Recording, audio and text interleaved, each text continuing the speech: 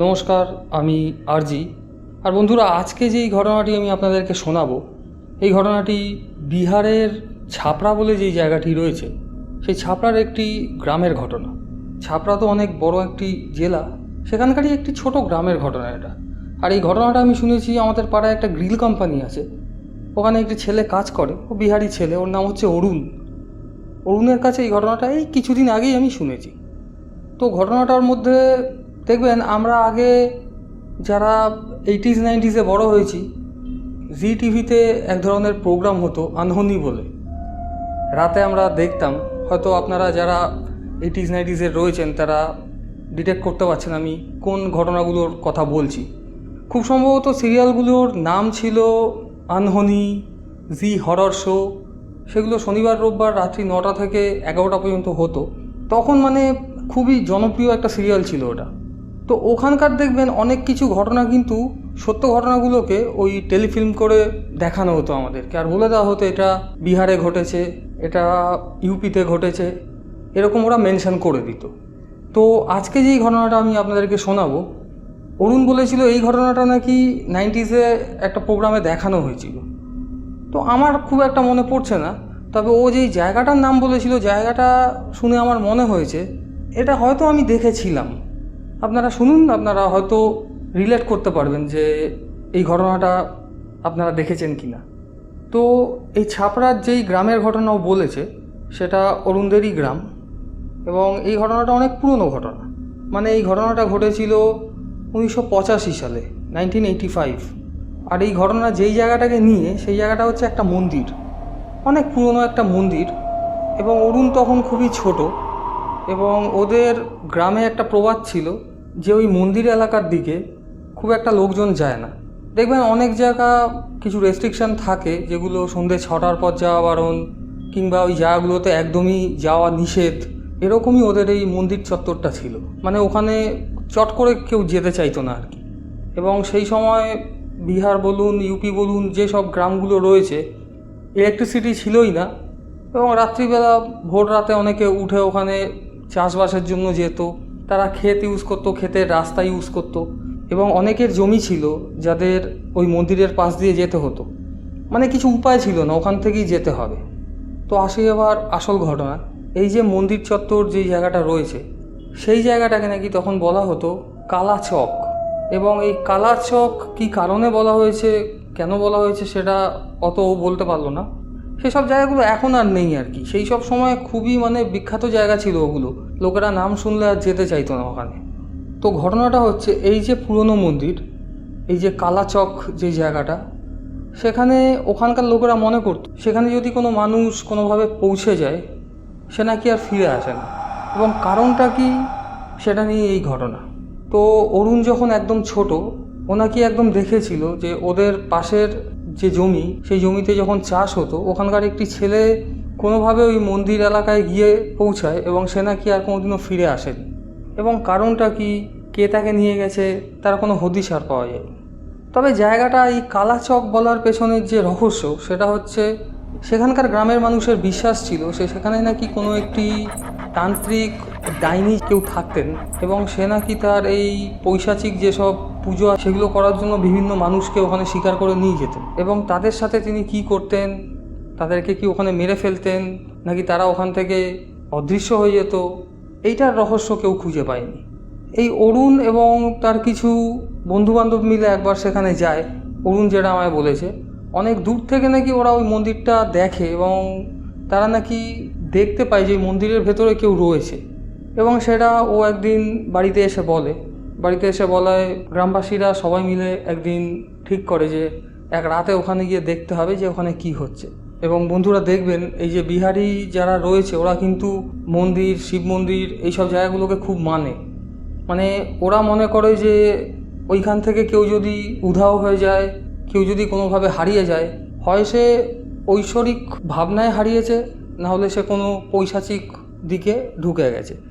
তো যাই হোক, এক রাতে ওই গ্রামে পঞ্চায়েত বসানো হয়, এবং পঞ্চায়েত বসিয়ে সবাই ঠিক করে যে একবার ওখানে গিয়ে পৌঁছবে। কারণ ঘন ঘনই নাকি ওখান থেকে অনেক মানুষ হারিয়ে যাচ্ছে, অনেকের বাচ্চা ওখান থেকে উধাও হয়ে গেছে, এবং অনেক পথচারী যারা ওখান থেকে ফিরছিলেন তারা নাকি হারিয়ে যাচ্ছে, তাদের আর হদিশ পাওয়া যাচ্ছে না তারা কোথায় যাচ্ছে। তো যাই হোক, এরকমই একবার পঞ্চায়েত বসিয়ে ওখানে পঞ্চায়েত মিটিং করা হয়। মিটিংয়ে ঠিক হয় যে এক রাতে ওখানে ওনারা সবাই মিলে পৌঁছবে এবং পৌঁছে দেখবে ওই মন্দিরের ভিতরে কে থাকে, কারণ একা ওখানে যাওয়ার সাহস কেউ কোনোদিনও করেনি। তাই যেতে হলে দলবদ্ধ হয়েই যেতে হবে এবং গিয়ে দেখতে হবে যে কী হয়। এবং তখন প্রশাসন অত হাই ছিল না যে বিশাল ফোর্স নিয়ে যাবে, দেখবে ওখানে কোনো রকম কোনো বাজে র্যাকেট চলছে কি না, এরকম কোনো কিছু তখন ছিল না। আপনারা বুঝতেই পারছেন 85 সাল, তখন এত উন্নত হয়নি, কোনো জায়গায় এত উন্নত হয়নি। তো ঠিক আছে, একবার এরকম রাতে ওরা সবাই মিলে ওখানে পৌঁছয় এবং সবার হাতে তখন মশাল, হ্যারিকেন, এরকম আলো করার জন্য যা যা জিনিস প্রয়োজন, তখন তো টর্চ অত আসেও নি আর কেউ ইউজও করতো না ওইসব বিহার গ্রাম অঞ্চলের দিকে। তো ওরা এরকম গিয়ে পৌঁছয় এবং ওরা যেতে যেতে দেখছে যে ওই মন্দিরের ভেতরে আলো জ্বলছে, মানে অনেক দূর থেকে দেখছে যে মন্দিরের ভেতরে কেউ আগুন ঠাগুন কিছু জ্বালিয়ে রেখেছে। এবং ঘন রাত তখন, সবাই খুব ঘাবড়ে গেছে। তো যতই এগোচ্ছে তত দেখছে যে আলো যেন আরও বাড়ছে এবং দেখতে দেখতে গ্রামবাসী সবাই তো বুঝতেই পারছেন প্রত্যেকেই ভয় পেয়ে গেছে। এবার একজন একজন করে বলছে যে আমরা কেউ আর যাবো না, আমরা কেউ আর যাবো না। এই করতে করতে লোক কমতে থাকছে, মানে কিছুটা যাচ্ছে কেউ, কয়েকজন পিছনে ফিরে আসছে, আবার কিছুটা এগোচ্ছে, আবার আস্তে করে কয়েকজন বলছে আমি যাবো না বলে চলে আসছে। এই করতে করতে করতে দলবদ্ধ হয়ে ওরা যে কজন গেছিল তার মধ্যে থেকে লাস্টে হয়তো 1-2 জন ওখানে ছিল। ওরাও ভয় পেয়ে যায়, ওরা ভয় পেয়ে ওরাও ওখানে আর যায়নি। তো এই করে কোনো দিন ওদের ওখানে আর যাওয়া হয়নি। এবং আস্তে আস্তে কয়েক বছর কাটার পর, 5-6 বছর কাটার পর অরুণ যখন একটু বড় হয়েছে, ওর মধ্যে তো একটা একটা জানার আগ্রহ ছিল যে কী হচ্ছে না হচ্ছে। আর অরুণ তখন মোটামুটি একটু বড় হয়েছে আর খুব সাহসী ছেলে অরুণ। এবার ও এবং ওর বন্ধুবান্ধব কয়েকজন মিলে ওখানে যাবে ঠিক করে, ওরকমই রাতে। তো এরকমই মাঝরাত একবার ওরা ওরকম 3-4 জন মিলে ওখানে পৌঁছয় গিয়ে। এবার ততদিনে কিন্তু ব্যাপারটা আস্তে আস্তে করে ধামাচাপা পড়ে গেছে। তখন ওখানে কেউ আর থাকতো না, তখন ওই জায়গাটা লোকেরা ভুলেই গেছে, শুধু ওই নামটাই রয়ে গেছে যে কালাচক জায়গাটা খুব খারাপ জায়গা। তো অরুণ আর ওর বন্ধুবান্ধবরা গিয়ে ওখানে গিয়ে পৌঁছয়। ওরা ওখানে মন্দিরটায় ঢুকে দেখছে কেউ নেই। তো এরকমই একটা ফাঁকা মন্দির, ভাঙাচুরা অবস্থায় পড়ে রয়েছে, কোনো দেবদেবীর কোনো মূর্তি ওখানে নেই। ওখানে পুজো বহু বছর আগেই বন্ধ হয়ে গেছে। এবং অরুণ যেটা বলেছিল, ও যতদূর জানে যে ওটা কোনো এক সময় কোনো রাজা ওখানে তৈরি করে দিয়েছিলেন ওই মন্দিরটাকে, এবং তখন নাকি ওটা খুব ধুমধাম করে পুজো হতো। আস্তে আস্তে কালের চক্রে পড়ে ব্যাপারটা বন্ধ হয়ে যায়। তো যাই হোক, অরুণ ওর বন্ধুবান্ধব ওখানে যখন ঘোরাঘুরি করে দেখছে ওখানে কিছুই নেই, এবং হঠাৎ ওদের চোখে পড়ে যে একটি টিনের ট্রাঙ্ক ওখানে রাখা, বহু পুরনো একটি টিনের ট্রাঙ্ক। এবং ওই ট্রাঙ্কটা ওরা ভয় পাচ্ছে যে ট্রাঙ্কটা কিসের, ওরা কি খুলে দেখবে। এবার ওদের মধ্যে একজন বন্ধুরা কি বলেছে, এটাকে খুলে দেখি কি আছে এর মধ্যে। সবাই ওটাকে ভয় পাচ্ছে যে কি আছে না আছে। যাই হোক, অল্প বয়স প্রত্যেকেরই।